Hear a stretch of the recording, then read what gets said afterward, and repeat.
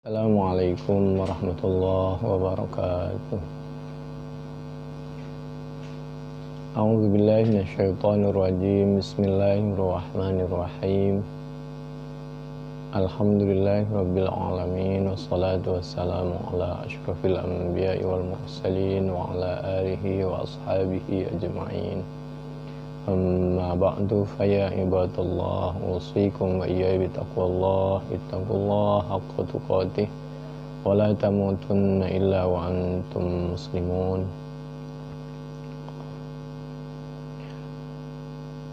A'udzu billahi minasy syaithanir rajim. Bismillahirrahmanirrahim. Wa qatilu fi sabilillahi alladhina yuqatilunakum wa la ta'tadu innallaha la yuhibbul mu'tadin. Al-Quran Surah Al-Baqarah ayat 190. Wa qatilu, dihadapi, fi sabilillah alladzina yuqatilunakum, orang yang jelas-jelas mau mencelakakan kita. Kalau dimungkinkan harus kita hadapi dalam keadaan darurat, tapi wala ta'tadu, tidak boleh melampaui batas. Siapa kalian semua?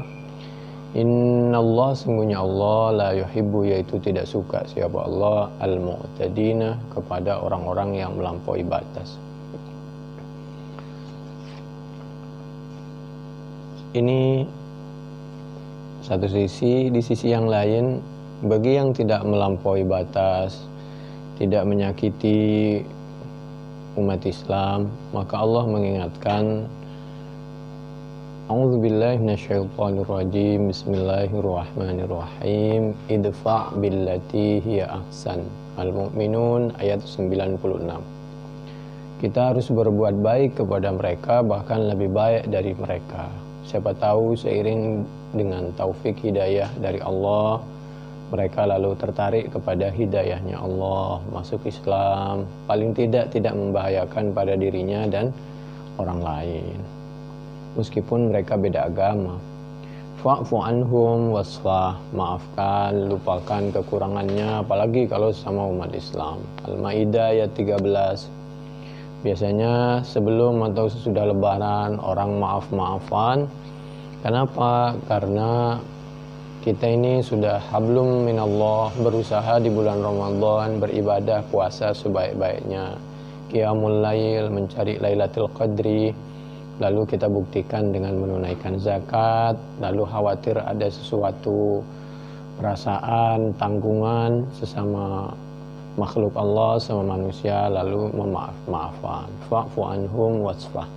Al-Maidah ayat 13. Wahjurhum hajran jamila. Apabila masih ada sesuatu yang belum selesai, maka apabila sesuatu itu kurang baik atau kemaksiatan, sebaiknya kita tinggalkan situasi seperti itu, kita hijrah dengan cara yang baik, sehingga orang yang kita tinggal itu tidak terlalu tersinggung.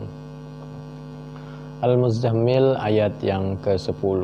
Lasta alaihim bimusaytir. Al-Ghashiyah ayat yang ke-22. Kita ini tugasnya hanya berdoa dan memberi contoh yang terbaik. Tidak bisa kita memaksakan atau tidak bisa kita ini membuat orang mendapatkan hidayah. Yang bisa itu hanya Allah Subhanahu wa ta'ala. Tanpa putus asa, terus kita berusaha. Siapa tahu seiring dengan taufik dan hidayahnya Allah, semua orang lalu menjadi sadar dan bertaubat. Udzina lilladzina yuqataluna bi annahum zulimu. Al-Hajj ayat 39. Tapi kalau mereka membahayakan kita umat Islam, maka diizinkan bagi kita untuk melawannya dengan batasan-batasan tertentu. Misal kita selalu dizalimi. Al-Hajj ayat 39. Menurut sahabat Ibnu Umar, Allah sebelumnya sudah menyampaikan faktulul musyrikin, wa qatilul musyrikina kaffah. At-Taubah ayat 5, At-Taubah ayat 36. Kalau mereka menyakiti umat Islam, maka semua yang menyakiti itu harus ditindak tegas. Kaffah itu. Wa qatilul musyrikina kaffah. Begitu. Kalau tidak, ya tidak. Menurut sahabat Abdullah bin Umar, anna Rasulullah, bahwasanya Rasulullah sallallahu alaihi wasallam ra'a, melihat siapa Nabi, fi ba'di maghasihi, di sebagian medan pertempurannya Nabi, melihat imro'atan, kepada seorang perempuan, maktulatan, yang enggak sengaja mungkin jadi korban, meskipun dari pihak lawan, fakariha, maka tidak berkenan, marah siapa Nabi, dzalika, kepada kejadian itu. Kenapa? Itu Islam. Islam kalau toh harus melawan, bahkan harus bertempur, Islam tidak pernah menghendaki menyakiti kaum perempuan, pendeta, biksu, anak-anak yang sama sekali tidak mengikuti tentang dan tidak tahu tentang masalah pertempuran dan lain sebagainya. Masya Allah. Fakariha dzalika wa naha, dan melarang siapa Nabi, mewanti-wanti, ang qatlin nisa, menyakiti kaum perempuan, wasibyan. Ini aturan dalam pertempuran ini. Masya Allah, apalagi dalam keadaan normal. Wasibyan, anak-anak, orang tua renta, meskipun mereka beda agama, jangan disakiti. Yang ini saja, muqatilnya saja, orang-orang yang jelas-jelas dia berhubungan dan langsung berusaha untuk menghabisi umat Islam. Sopan, umat Islam itu sopan meskipun dalam pertempuran. Bukhari 3015, Muslim 1744, Malik juz 2 halaman 447, Abu Dawud 2668, At-Tirmidzi 1569, Ibnu Majah 2841, Ad-Darimi, gurunya Imam Bukhari ini 2370, Ahmad juz 2 halaman 22, hadis dari sahabat Abdullah bin Umar. Riwayat hadis as-sunnah itu merupakan litubayyina linnas, penjabaran Al-Quran oleh Nabi, praktek Al-Quran oleh Nabi, ketetapan Al-Quran oleh Nabi. Jadi sangat penting untuk mendukung banyak pengetahuan kita tentang penafsiran Al-Quran dengan Al-Quran, Al-Quran dengan hadis, dengan as-sunnah. Semuanya kita harus bawa ke Al-Quran. Betul, yang bawa siapa? Kalau yang bawa ingkar sunnah, maka dia mudah menolak as-sunnah. Kalau yang membawa itu orang yang mengambil as-sunnah menurut ijtihadnya, menurut pendapatnya, menurut kemauannya, apabila suka sesuai dengan ijtihadnya diambil, tidak sesuai dianggap tidak masuk akal, maka yang mengembalikan as-sunnah kepada Al-Quran itu adalah orang-orang yang tidak punya kepentingan dan memang ahli, sehingga tidak mudah mengatakan hadis ini palsu, riwayat ini palsu, riwayat ini bertentangan. Demikian diabadikan di dalam akhir-akhir Al-Quran surah An-Nur.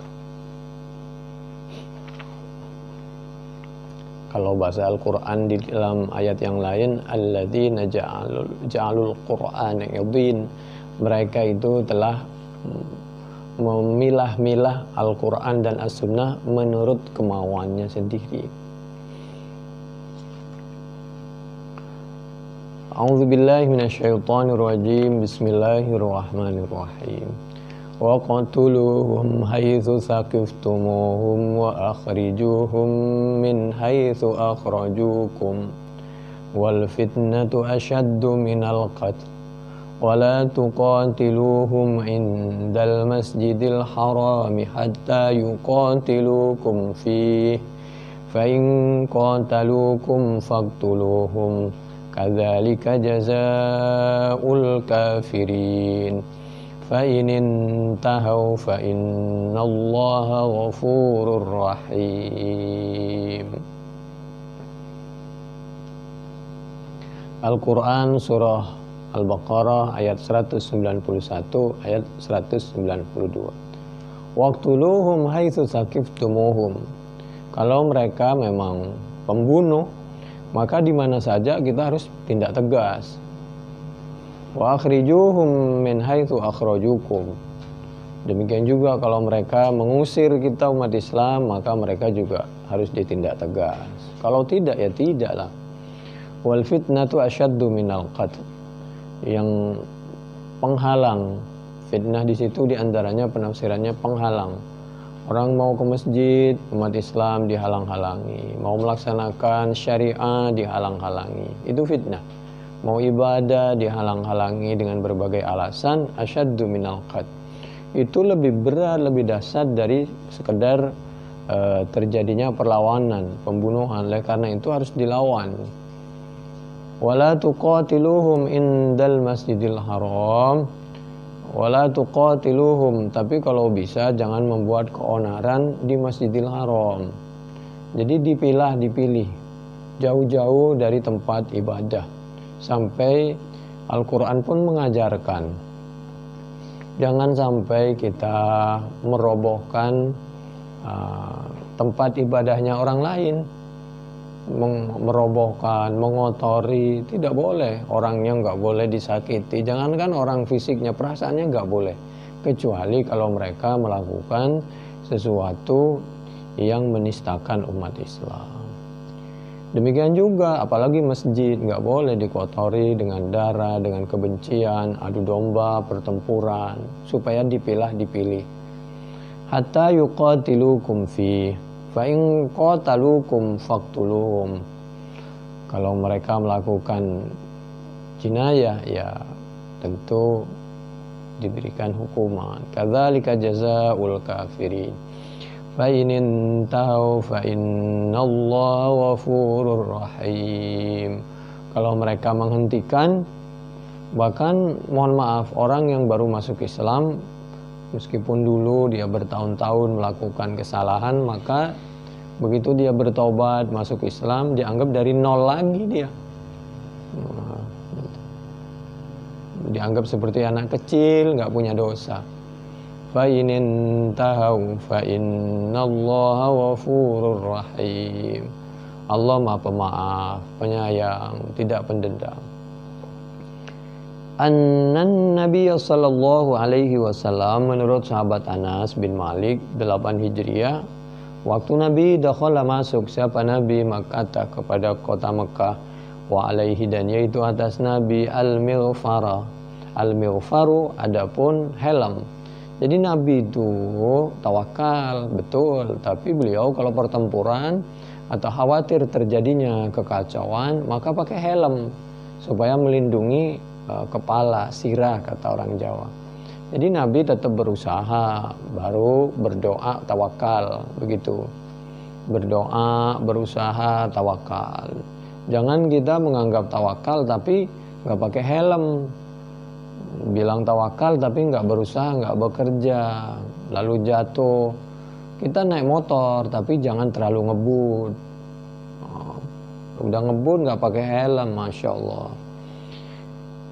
Motor dikunci, demikian dan lain sebagainya. Jaga kesehatan supaya kita selamat dari berbagai penyakit.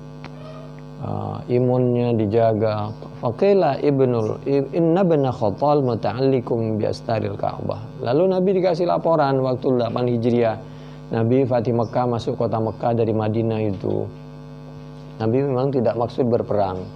Umat Islam tidak haus darah, tidak butuh menyakiti orang. Nabi datang ke Mekah bukan untuk berperang apalagi membunuh.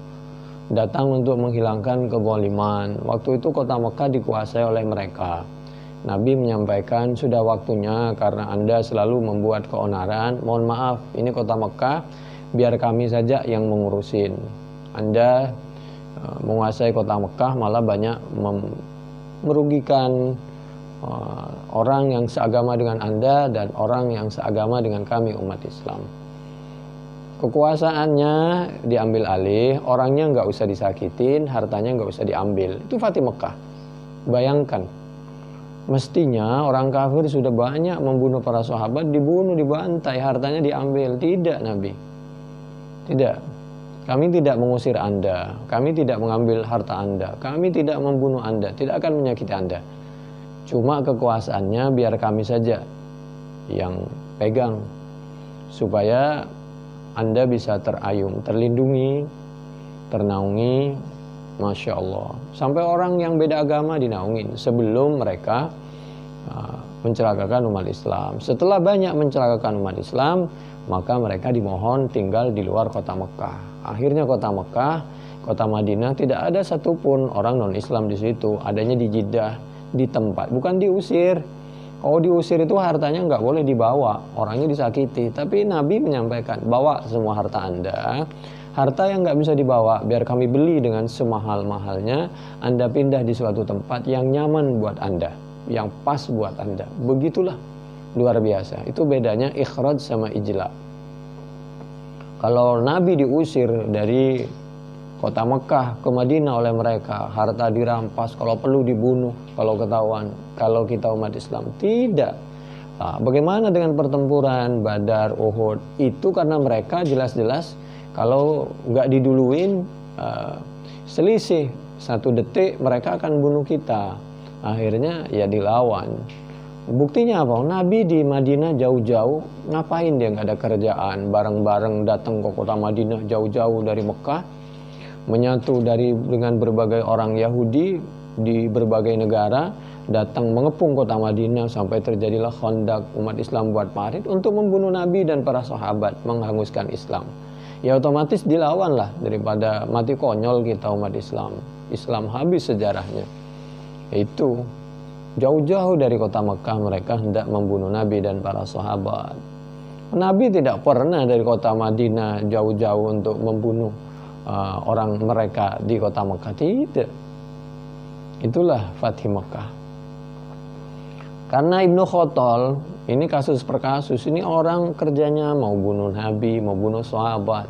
Dia ini ahli syair yang kerjanya mengejek, membuli terus umat Islam, maka dieksekusi oleh orang yang berkuasa. Dalam hal ini waktu itu yang berkuasa ya umat Islam, sahabat, karena dia mencelakakan dirinya dan mencelakakan orang lain dan tidak bertaubat. Ya udah, Ibnu Khattal ini waktu di Fatih Mekah, waktu halal sebentar, waktu itu sekitar kota Mekah, ya dieksekusi ini Ibnu Khattal. Itu yang dimaksud tawassut, itu yang dimaksud Islam itu rahmatan lil alamin. Jadi proporsional, waktu tegas-tegas ada ukurannya, waktu santun ya santun pada porsinya. Waktu itu muta'allikum bi astaril Ka'bah. Ibnu Khattal itu bersembunyi, bergelantungan di penutup Ka'bah. Karena mereka tetap tidak bertobat dan akan mencelakakan dirinya dan orang lain. Dan menurut Allah diberitahu kepada Nabi, mereka kalau dilepas tetap akan membahayakan Nabi dan para sahabat. Ya sudah, dikasih hukuman tegas. Itu Ibnu Khattal. Jadi waktu Fatih Mekah itu kalau dikatakan tidak terjadi sedikit pun pertumpahan, betul. Tapi kalau dikatakan ada sedikit kejadian eksekusi, betul. Tinggal dilihat dari sudut mana. Yang dieksekusi waktu Fatih Mekah itu termasuk Ibnu Khattal. Makanya jangan sekali-sekali membuli Al-Quran, As-Sunnah.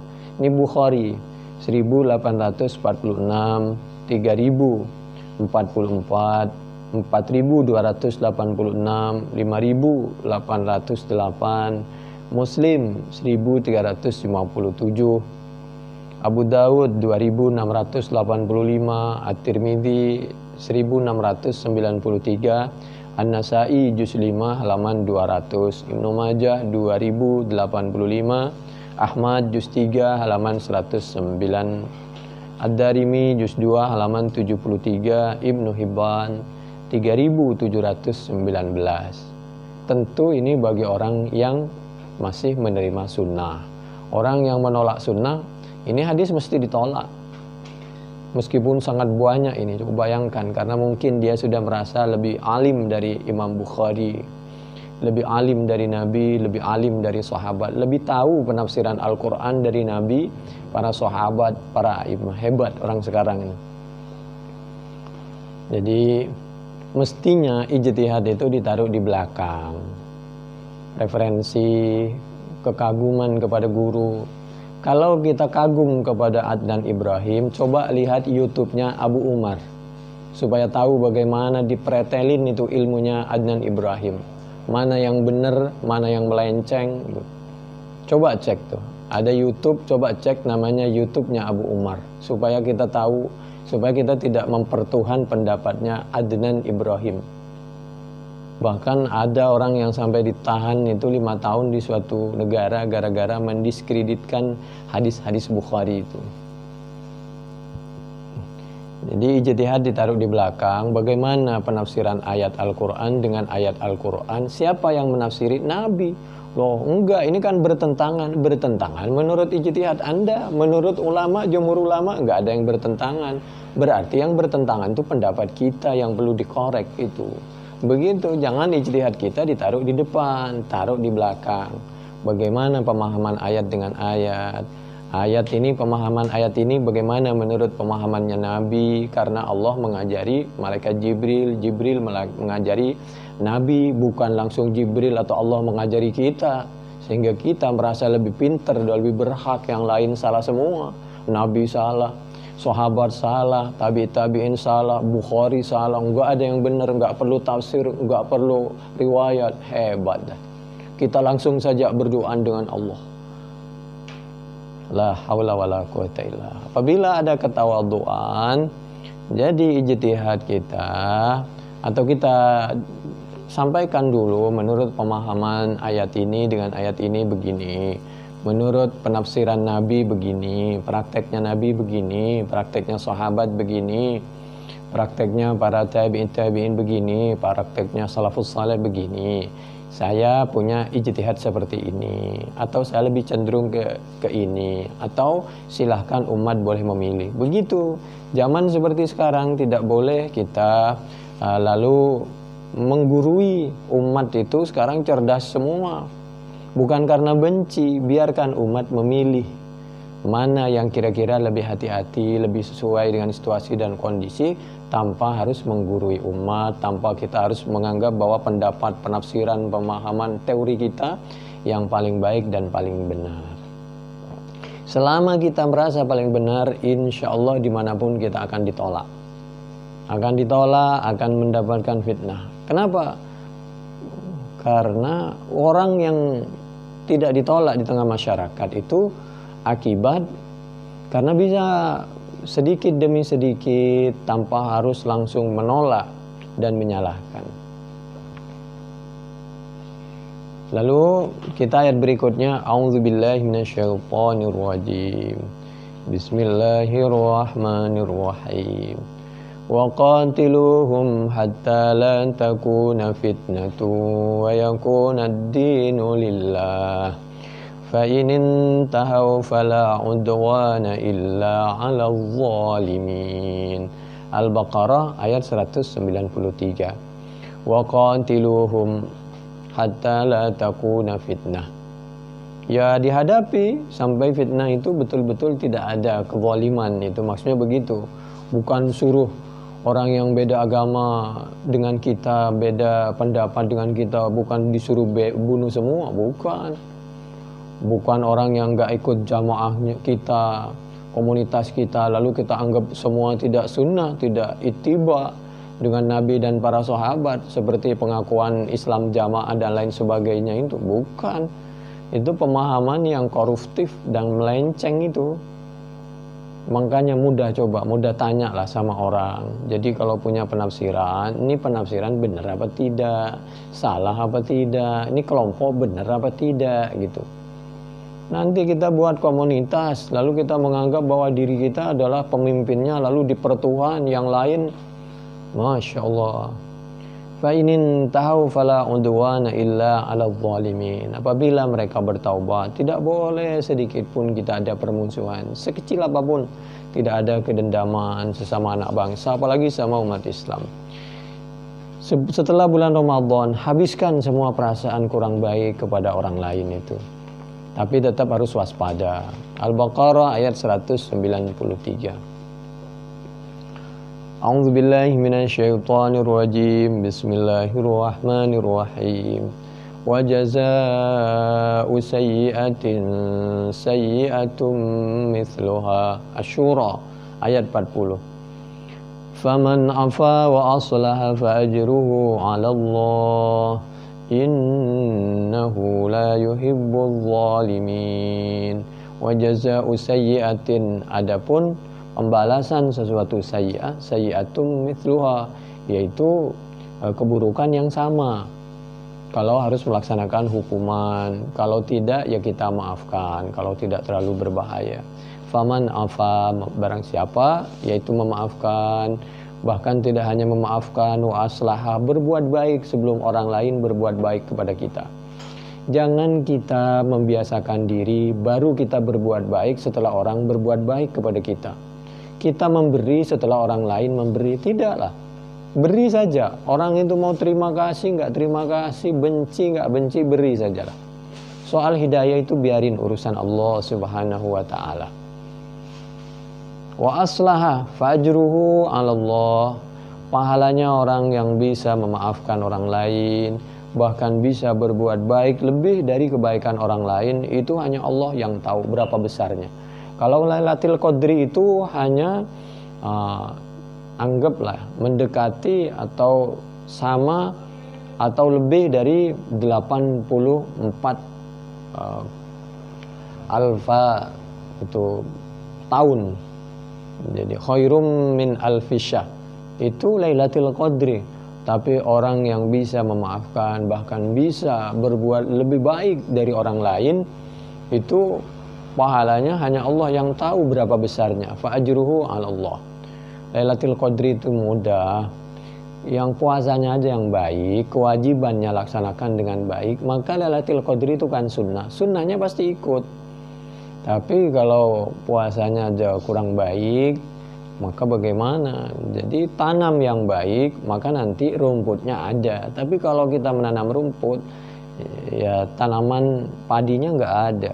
Innahu la yuhibbul zalimin. Allah itu tidak akan pernah menyukai kepada orang-orang yang zalim. Sedikit pun jangan pernah melakukan kezaliman, sekecil apapun, mulai dari sekarang sehingga saat kita wafat, sekecil apapun kita tidak pernah ada sedikit torehan kezaliman. Itu Asy-Syura ayat 40.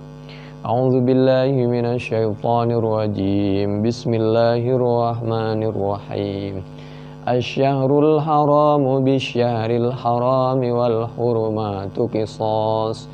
Faman i'tada 'alaikum fa'tadu 'alaihi bimithli ma i'tada 'alaikum. Wattaqullaha wa'lamu annallaha ma'al muttaqin.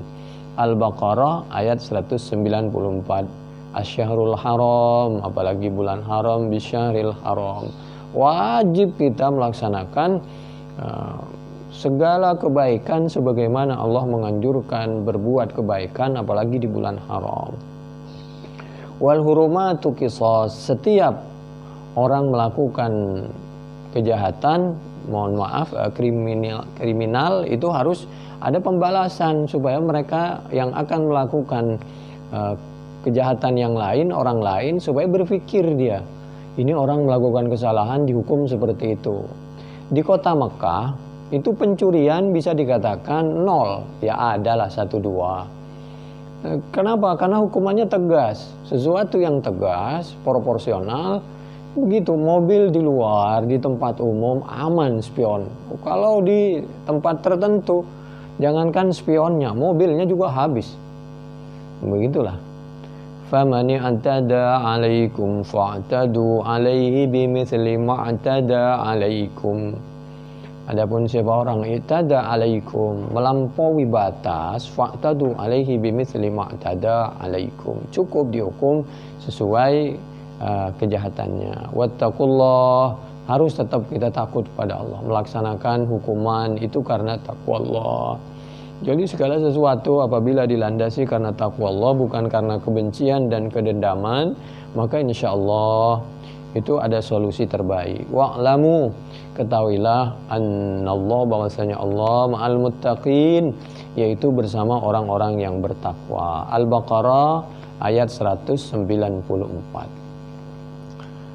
Nabi Muhammad sallallahu alaihi wasallam pernah menyampaikan, addi, melaksanakan, menunaikanlah siapa kamu, al-amanata, kepada amanah, ilaman, kepada orang, i'tamanaka, yang telah mempercayai, menitipkan amanah siapa, manka, kepadamu.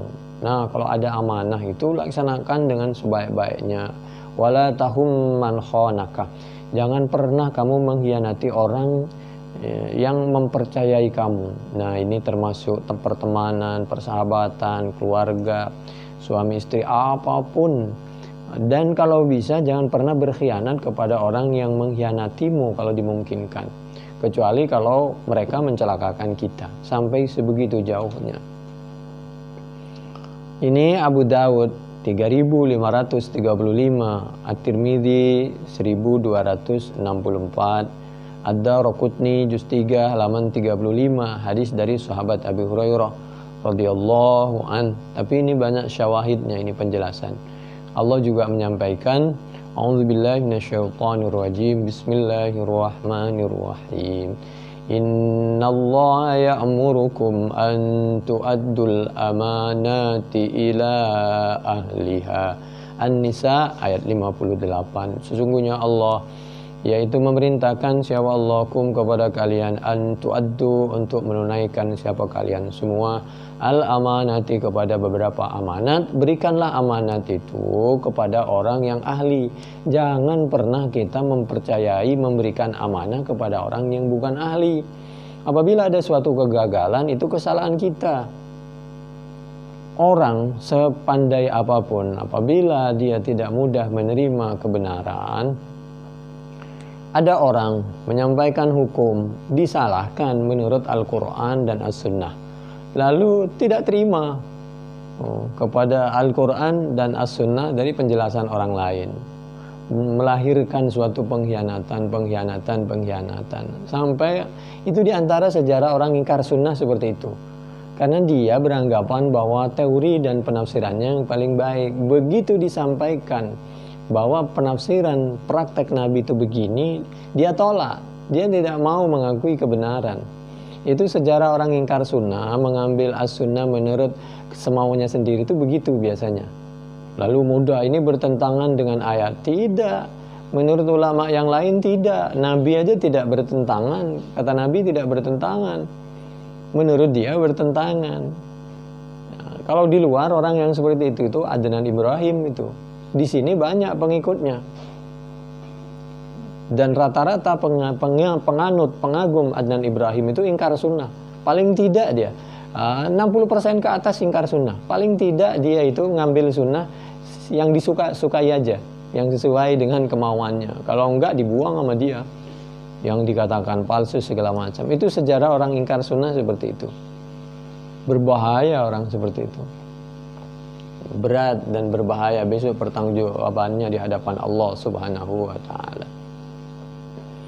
Unsur akhaka zaliman aw mazluman. Nabi Muhammad sallallahu alaihi wasallam menyampaikan, membantulah siapa kamu, akhaka, kepada saudaramu, zaliman, hal dalam keadaan orang itu zalim, menzalimi orang, aw mazluman, atau terzalimi. Lalu ditanya, bagaimana Nabi? Wa akhdhul haqqi minadh zalimi nasrul lahu. Jadi orang yang zalim itu dia dicegah supaya dia tidak menzalimi orang lain. Kalau dia melakukan suatu kesalahan di bidang keilmuan segala macam, diimbangi dengan penjelasan Al-Quran dan As-Sunnah. Kalau tidak bisa nerima, ya sudah, yang penting disampaikan Al-Quran dan As-Sunnah, selesai. Lana amaluna walakum wa amalukum. Gak usah ribut, gak usah dendam, gak usah caci maki. Kalau dia melakukan kemaksiatan, kasih tahu. dihalang-halangi. Itu namanya menolongi orang yang zalim, nulung orang yang zalim. Kalau yang dizalimi, ya diambil haknya. Ada orang dizalimi, ambil haknya, kasihan dia. Dulu ada seorang yang dia itu uang belanjanya kurang, namanya Hindun. Suaminya namanya Abu Sufyan, pelitnya setengah mati. Hindun nanya, Nabi, kalau saya mengambil uang suami saya, si Abi Sufyan, ini untuk biaya hidup makan saya dan anak saya, boleh enggak? Nabi menjawab, bolehlah. Ambil secukupnya saja menurut kebutuhan buat makan kamu dan anak kamu, jangan berlebihan. Itu namanya menolong kezaliman dan menolong orang yang zalim dan dizalimi. Wa akhdhul haqqi minadh zalimi nasrun lahu. Wa qala sallallahu alaihi wasallam li Hindim binti Utbatam ra'ati Abi Sufyan lamma qalat lahu Inna Aba Sufyan rajulun syahih. Abu Sufyan ini Nabi pelitnya luar biasa. Jangankan harta sendiri, hartanya orang lain aja pelitnya setengah mati. La yu'tini minan nafaqah. Padahal harta itu, kita itu kayak keran. Air itu cuma numpang lewat. Allah itu titip melalui kita untuk disalurkan ke orang yang berhak. Ke keluarga, pada anak, kepada tetangga, orang yang kita temui, tentu menurut kemampuan. La yu'tini minan nafaqah. Nafaqah saja Masya Allah Nabi pelitnya setengah mati. Ma yakfini wa yakfi baniyah. Untuk kebutuhan kami dan anak kami. Illa ma akhadtu min malihi. Kecuali kalau kami terpaksa harus ngambil bighairi ilmihi, tanpa sepengetahuan Nabi Sufyan. Hal alayya junah. Apakah kami dosa Nabi melakukan seperti itu? Faqala Rasulullah sallallahu alaihi wasallam, maka menjawab siapa Rasulullah sallallahu alaihi wasallam, khudhi, ambillah. Ambil bu. Ma yakfiki, tapi sebatas kebutuhan saja, enggak boleh berlebihan. Wa yakfi waladaki bil ma'ruf, yang sesuai kebutuhan anakmu. Tapi kalau bisa dibicarakanlah dengan baik-baik, enggak usah kayak begitulah, biasa aja. Lagi pula keluarga itu yang baik itu terbuka lah. Jadi enggak usah izin apa segala macam berlebihan. Cuma yang keluarga juga harus tahu, sehingga kalau kaya bersama, kalau miskin bersama, dalam pengertian mau perlu apa silakan tinggal ngambil, nanti memberitahu, sehingga bisa diskusi mana yang lebih utama dan lain sebagainya. Itu saja sih sebenarnya. Jangan terlalu bebas, jangan terlalu ketat, sedang-sedang. Yang penting dilakukan karena Allah itu kan Maha tahu sekecil apapun. Kalau cuma pasangan mah mudah. Nah, besok di hadapan Allah yang sekecil apapun harus dipertanggungjawabkan. Itu yang berat itu. Jadi lakukan segala sesuatu dengan niat ibadah, dengan ketakwaan. Maka insya Allah melahirkan sakinah, mawaddah, warahmah, dan ketenangan hidup ya. Fid dunya hasanah wa fil akhirati hasanah. Fa abahalaha al-akhdhu wa alla ta'khudha illa al-qadra alladhi yajibu laha. Wa hadha kulluhu thabitun fis sahih. Ya Rasulullah, hadza nansuruhu madluman, fa kaifa nansuruhu zaliman? Qala takuffu anidz zulmi. Penjelasan seperti ini panjang lebar, mulai dari Bukhari 2211, 2443, 2444. Ada juga Bukhari 5364, 5370, 6952, Muslim 1713, Ahmad juz 3 halaman 201, At-Tirmidzi 2255, Ibnu Hibban 167, hadis dari sahabat Anas bin Malik radhiyallahu anhu. Atau Abu Daud yang 3532, An-Nasa'i juz 8 halaman 246, Ad-Darimi juz 2 halaman 159, Ahmad juz 6 halaman 50, Asy-Syafi'i juz 2 halaman 64, Ibnu Hibban 4255.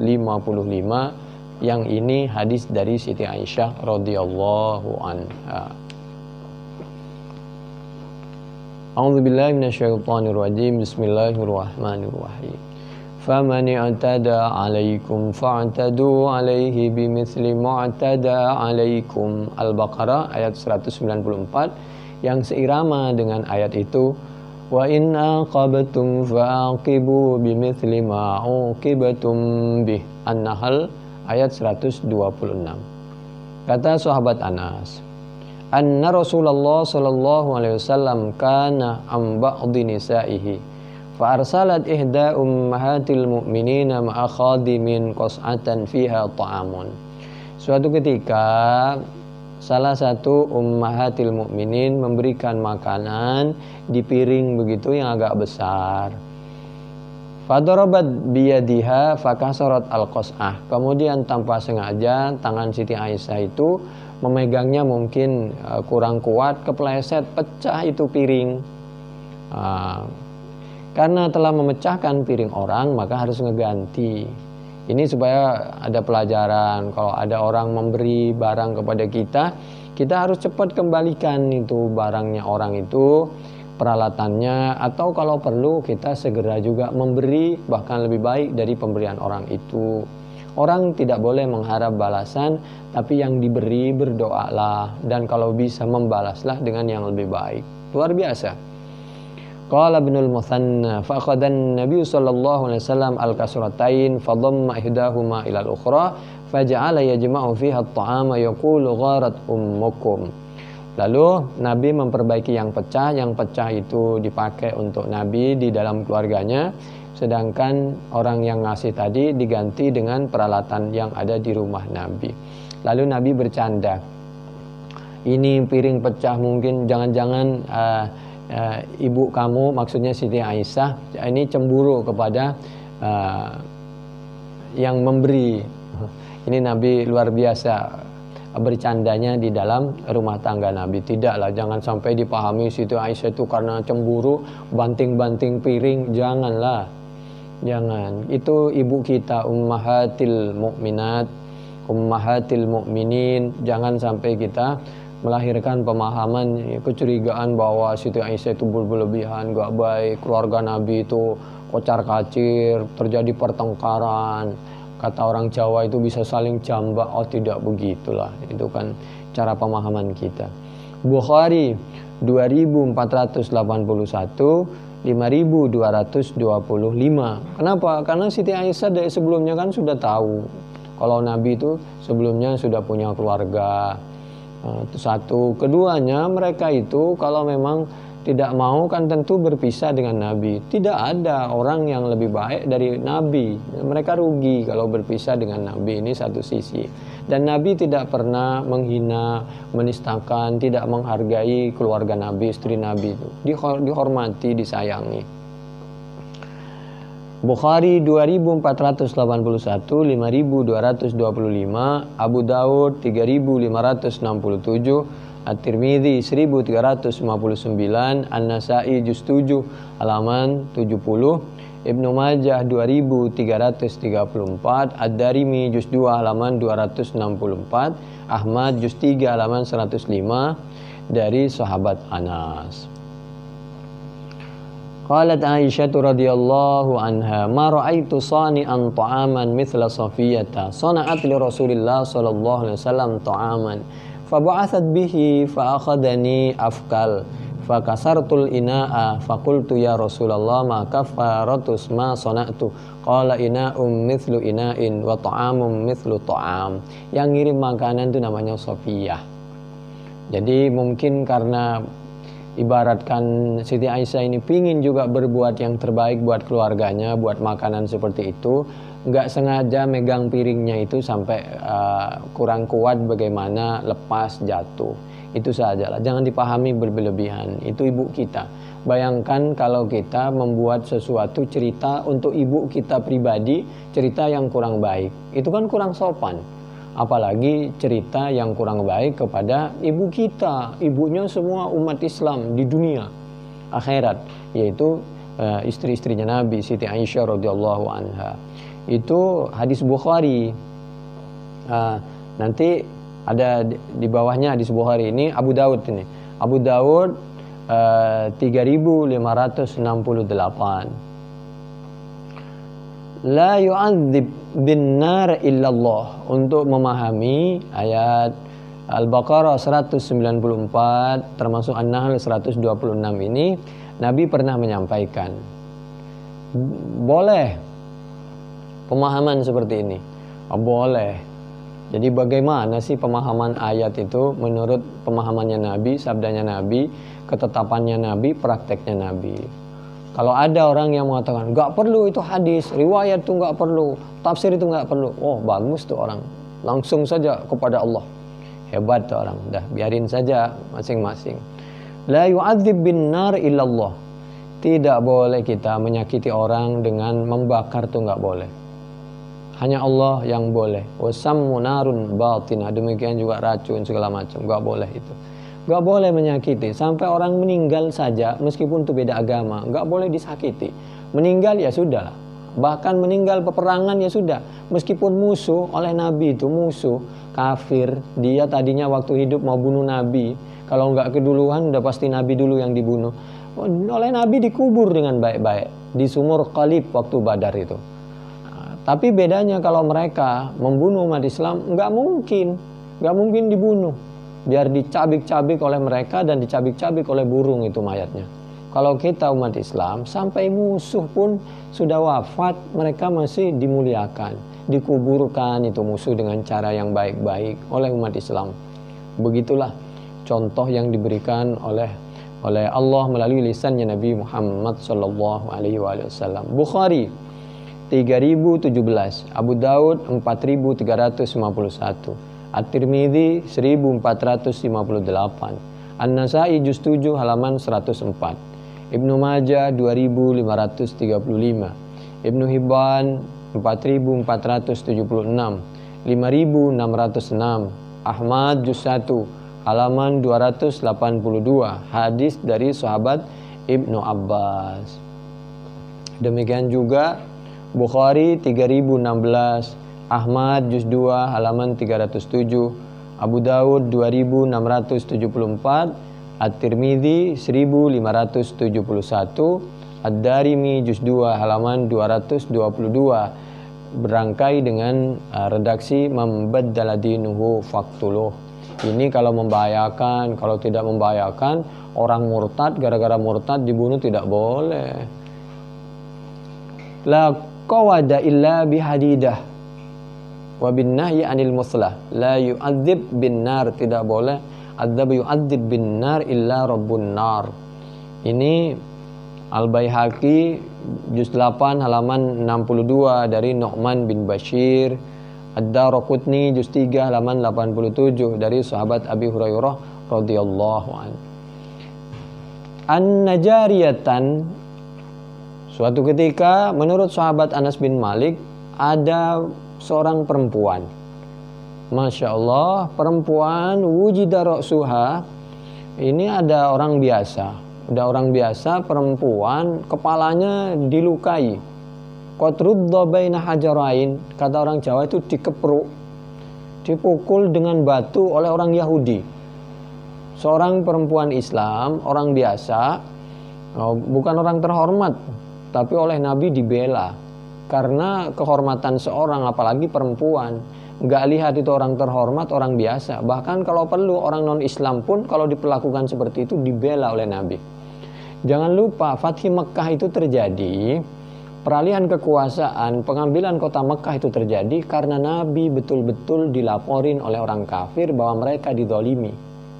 Lalu Nabi mengambil alih kekuasaan Mekkah itu supaya orang kafir tidak terzalimi oleh orang kafir. Asli sejarahnya seperti itu.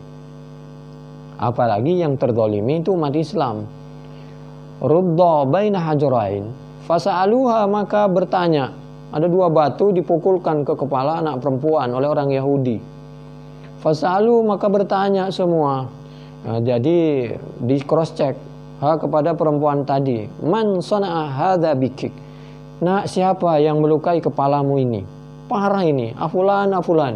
Semua dipanggil hatta zakaru Yahudian. Sampai disebutlah nama seorang Yahudi.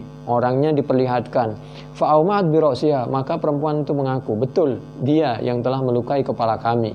Dan dia betul mengaku juga pelakunya. Fa'ukhidhal Yahudiyu, panggil orang Yahudi, fa'aqarra, maka mengaku, di cross check segala macam. Ini proses kehakiman, nggak boleh mengadili sendiri.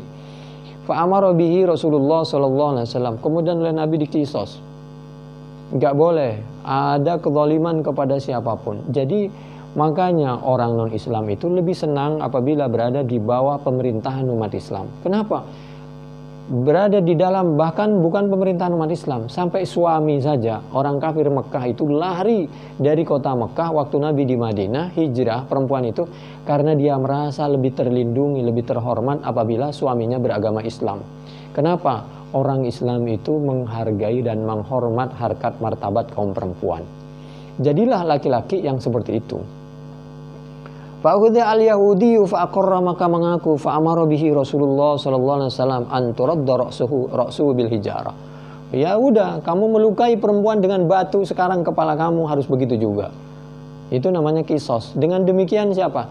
Berbeda agama pun itu tidak boleh disakiti. Siapapun, apapun agamanya, maka harus dihukum yang sama. Luar biasa tegasnya hukum Islam itu.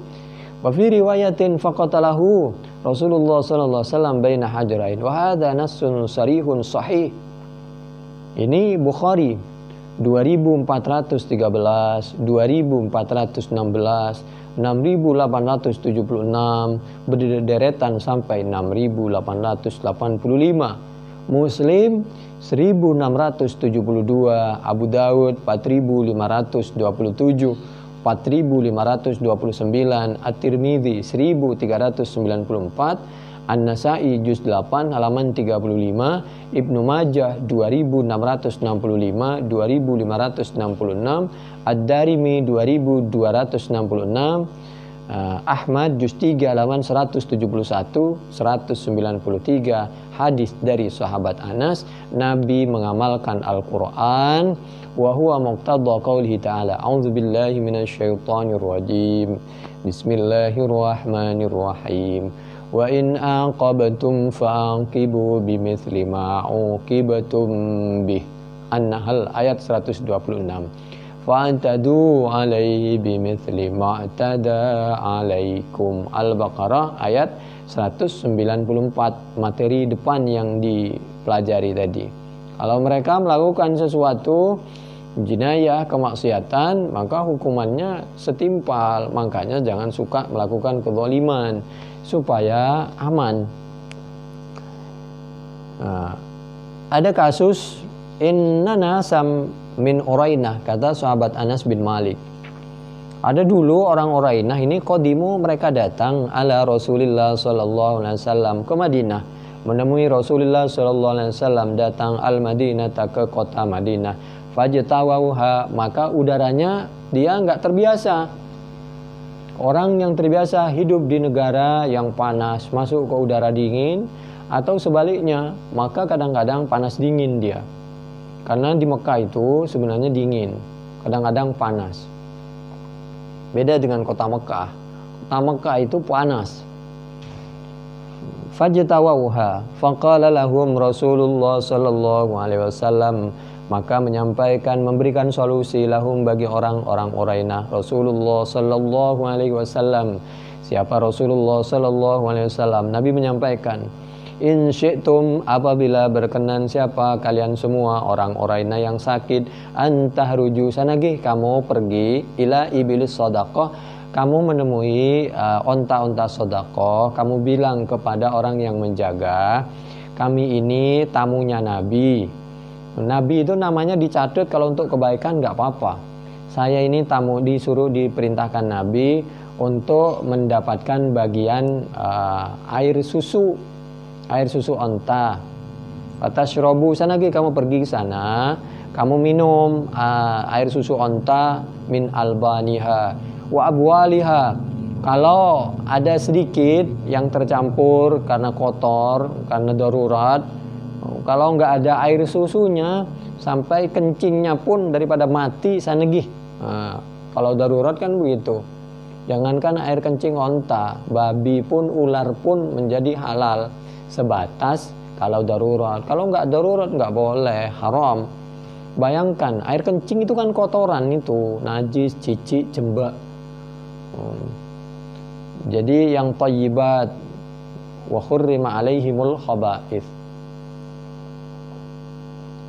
Ahallallahu, yang dihalalkan itu yang at-thayyibat, wa harrama al-khaba'ith itu. Fafa'alu fasahu. Jadi maka mereka melakukan, minum, pergi ke sana ke onta tadi, lalu sehat.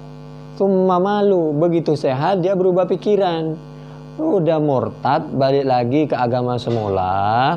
Lalu si jaga onta ini dibunuh. Berapa kejahatan itu? Sudah murtad, yang jaga dibunuh, ontanya diambil, dirampok. Tsumma malu 'ala ru'ati faqatalu wartaddu 'anil Islam wasaku dauda Rasulillah sallallahu alaihi wasallam. Udah begitu harta sedekah lagi yang diambil, hartanya Nabi lagi. Fabalagha dzalikan Nabi sallallahu alaihi wasallam, sampailah berita itu kepada Nabi. Lah temannya yang ikut menjaga onta lari, dia terbirit-birit ke kota Madinah. Nabi itu teman kita penjaga onta dibantai, itu dibunuh oleh orang yang tadi minta air susu tadi. Onta kita juga diambil. Masya Allah, kejahatan berlipat-lipat. Faba'atha ithrihim, melihat kezaliman seperti itu maka mengirim siapa Nabi, suruh kejar. Fa'utiya bihim. Kalau dibiarkan selanjutnya kota Madinah tidak akan pernah aman itu. Orang, hewan saja nggak aman, apalagi orangnya. Fa'utiya bihim. Makanya di kota Mekah itu dilepas saja itu onta, aman. Kenapa? Hukumannya tegas. Fa'utiya bihim. Wah, ternyata nggak sampai siang kekejar itu orang. Faqata aydiyahum, kemudian dihukum potong tangan, wa arjulahum, kakinya, wa samila ayunahum, bahkan matanya juga, wa tarakahum fil harrah, kemudian dibiarkan di kepanasan karena memang terik matahari di kota Madinah waktu itu sangat panas, hatta matu, sampai mereka mati dengan sendirinya. Itu akibat apa? Karena dia murtad dan membunuh orang. Udah begitu ditolong malah mentung, itu kata orang itu.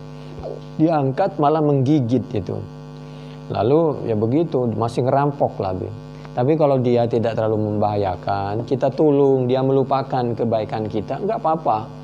Malah kita alhamdulillah dia melupakan kebaikan kita. Siapa tahu nanti di akhirat pasti Allah tidak pernah lupa kepada kebaikan kita. Besok dibalas dengan istana yang luar biasa, pahala yang luar biasa. Ini sisa tinggal beberapa hari, beberapa detik bulan Ramadan. Berbuatlah yang terbaik. Paling tidak kita mendoakan orang sebanyak-banyaknya, maka kita akan mendapatkan pahala sebanyak orang yang kita doakan. Man da'a bi dhahril ghaibi ustujiba lahu wa qala al malaku amin. Ini ada di mana? Di Bukhari ada, dan ini hadis terkenal di 1501, 4192, 5727, 6802, 6803. Muslim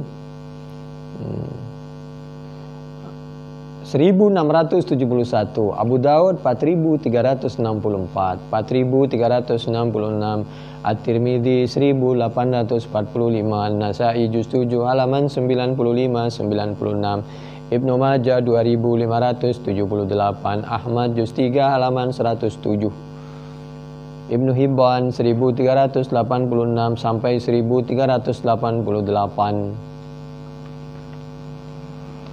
Wa may yata'adda hududallah. Yang terakhir hadis dari Nabi Muhammad SAW, layul wajidi. Nah, orang yang mestinya dia punya utang itu mestinya mengangsur. Kalau kita punya utang, maka segala amal ibadah kita kalau nggak diangsur itu nggak diterima. Hajinya, umrohnya, puasanya, zakatnya, sholatnya, semua infaknya nggak akan diterima sebelum kita bayar utang. Coba, bahkan besok di surga nggak bisa tertahan sampai segala utang-utang kita dibayar. Kalau besok di akhirat bayarnya bagaimana? Ya pakai amal ibadah kita. Jadi sekecil apapun utang itu mesti dibayar, meskipun mungkin dengan cara mengangsur. Bagaimana kalau kita dulu pernah punya utang lalu kita lupa, atau kalau kita mengembalikan jauh. Misal dulu waktu sekolah makan kue 2 bayar 1 nggak sengaja dan lain sebagainya. dan lain sebagainya, maka kalau dimungkinkan datengin orangnya, dibayar. Sampaikan bahwa dulu begini. Kalau tidak dimungkinkan, daripada melahirkan fitnah, gak usah cerita, tetap dibayar. Kalau masih tidak dimungkinkan, kita bersedekah senilai atau bahkan lebih dari nilai waktu kita dulu punya hutang. Berikan kepada orang yang membutuhkan. Bukan sedekah itu sebenarnya, cuma bayar hutang. Kalau tidak, pakai untuk kepentingan umum, membersihkan got, WC, jalan, dan lain sebagainya. Layul wajidi, orang yang punya kemampuan untuk nyicil bayar hutang, tapi dia menunda-nunda, yuhillu irdahu, sama saja orang yang wajid tadi menghalalkan irdahu kepada harga dirinya, wa uqubatahu dan adabnya. Jadi orang yang punya utang gak boleh ditunda-tunda, dicicil. Makanya kalau kira-kira gak mampu, jangan berhutang. Tapi kalau mampu, silahkan angsur. Kira-kira begitu. Jadi ini ada di dalam Abu Daud 3628. Penjelasan dari mana? Dari ayat tadi, fa'tadu alaihi bimithli ma'tada alaikum wa in aqabtum fa'aqibu bimithli ma uqibtum bih. An-Nahl ayat 126 dan materi kita Al-Baqarah ayat 194. Abu Daud 3628. Yang berat itu apabila kita aparatur negara korupsi sama orang rakyat se-Indonesia. Berat tuh. Bagaimana minta maafnya? Waduh, berat. An-Nasai juz 7 halaman 316, Ibnu Majah 2427, Ibnu Hibban 5089, Ahmad juz 4 halaman 222, 388, 389, Al-Baihaqi juz 6 halaman 51. Qala Ibnu Abbas nazala hadza qabla ay yaqwal Islam fa amara man udhiya minal muslimin ay yujaziya bimithli ma udhiya bih aw yasbira aw ya'fuwa thumma nusiya dzalika biqaulihi wa qatilul musyrikina kaffah. At-Taubah ayat 36. Nusikha ini banyak pembahasannya, bisa nasah, bisa pemahamannya, bisa pelaksanaannya, tinggal mau diartikan apa. Jangan mudah kita menyalahkan penafsiran ulama dahulu. Janganlah, tawadhu'lah, belajar kita tawadhu, sehingga kita tidak mudah terkena fitnah di masyarakat, tertolak. Cukup kita, kalau kita merasa hebat, ini pendapatnya begini, dalilnya begini, ayatnya begini. Kalau ini dalilnya begini, ayatnya begini, sunnahnya begini. Saya tidak punya pendapat, atau saya silahkan hanya menjelaskan masyarakat pemilih, atau saya lebih cenderung kepada pendapatnya ini, atau saya punya ijtihad begini. Begitu. Zaman keterbukaan seperti ini, jangan mudah menggurui, memvonis. Begitu kalau ingin hidup mudah diterima di tengah-tengah masyarakat. Wa qila nusikha dzalika bitasirihi ila sultan wa la yahillu li ahadin ay yaqtassa min ahadin illa bi idnis sultan. Demikian, mudah-mudahan penjelasan ini bermanfaat. Subhanakallahumma bihamdik nashhadu an la ilaha illa anta nastaghfiruka wa natubu ilaik. Wallahu a'lam bishawab. Penjelasan kami dari tadi ini, kami tidak menjelaskan dari diri kami hanya membaca kitab Tafsir Al-Qurtubi juz 2 halaman 344 kanan sampai 359 di kiri atas, dari bawah sampai kiri atas. Demikian, kurang lebihnya kami mohon maaf. Subhanakallahumma bihamdik nasyhadu an la ilaha illa anta nastaghfiruka wa natubu ilaik. Wassalamualaikum warahmatullahi wabarakatuh.